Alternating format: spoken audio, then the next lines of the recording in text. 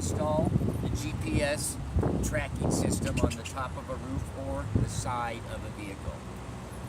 The only tools needed will be a drill, a 9/32 bit, and we'll pretend this is the top of our van or whatever we're mounting it to. Okay.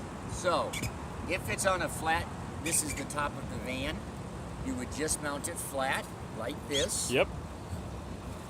Take your self-tapping screws.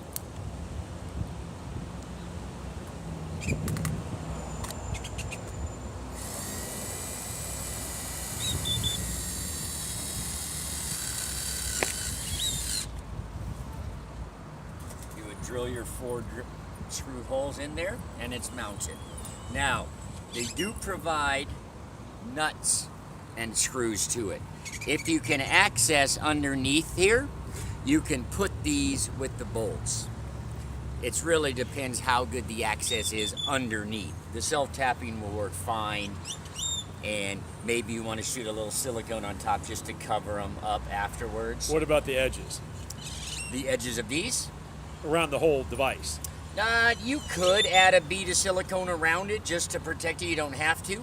There is some adhesive that's on each edge here, which you would peel off and then stick that down and it holds it, and then you tap. I'm not pulling the adhesive now, but you would mount it and then drill your 4 holes.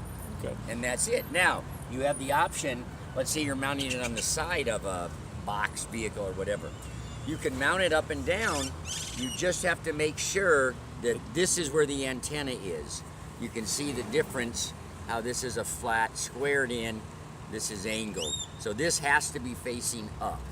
Very good. So this is the bottom, this is the top, that needs to be up towards the sky.